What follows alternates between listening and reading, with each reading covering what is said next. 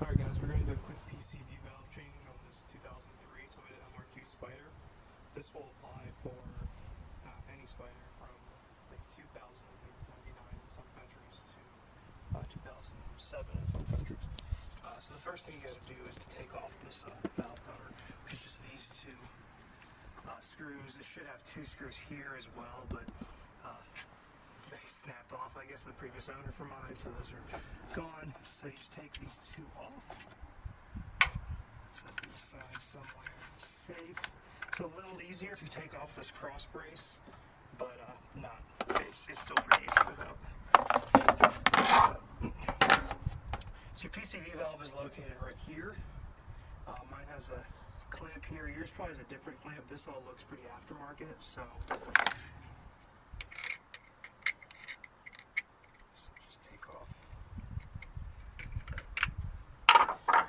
clamp. And then this should pull off. So this is your valve. It's a 19mm socket. I've already loosened mine.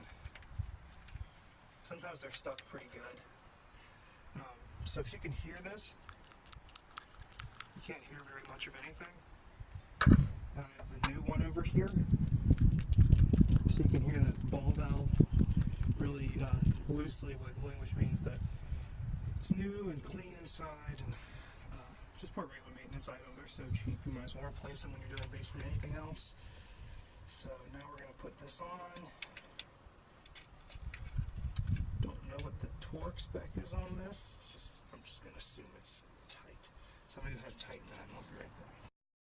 So I went ahead and snugged my PCV valve down. I got mine from Napa. I trust most of their engine products.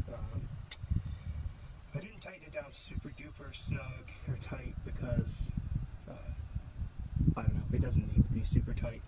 And then basically take your hose, put your hose back on, whatever style of clamp you have on there, tighten that clamp back down, take your engine cover, put it back on, put your 4 screws on, and you're done. Good job.